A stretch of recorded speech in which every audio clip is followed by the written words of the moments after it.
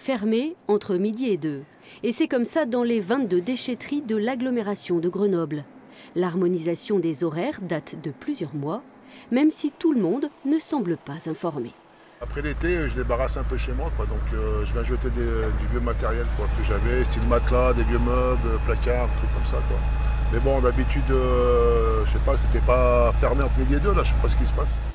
Mécontents également les artisans, car les déchetteries ouvrent aussi plus tard le matin et ferment plus tôt dans l'après-midi. On n'a plus possibilité, ou même le matin avant de partir, de déposer les déchets. Et donc on est obligé de stocker n'importe comment. Enfin, moi j'ai de la chance d'avoir un petit bout de jardin pour pouvoir y mettre. Mais le problème c'est que c'est pas adapté à notre profession. Les agents des déchetteries, quant à eux, subissent.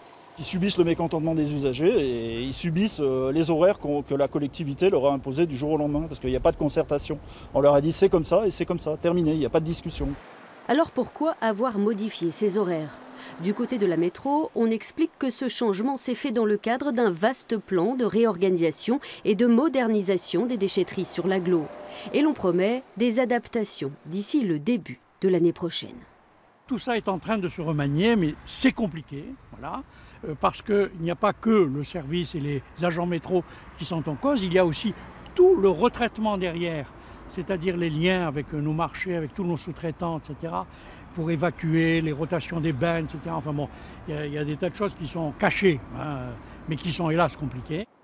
En attendant, le risque, c'est de voir se multiplier à Grenoble et dans les communes alentours des dépôts sauvages, comme celui-ci.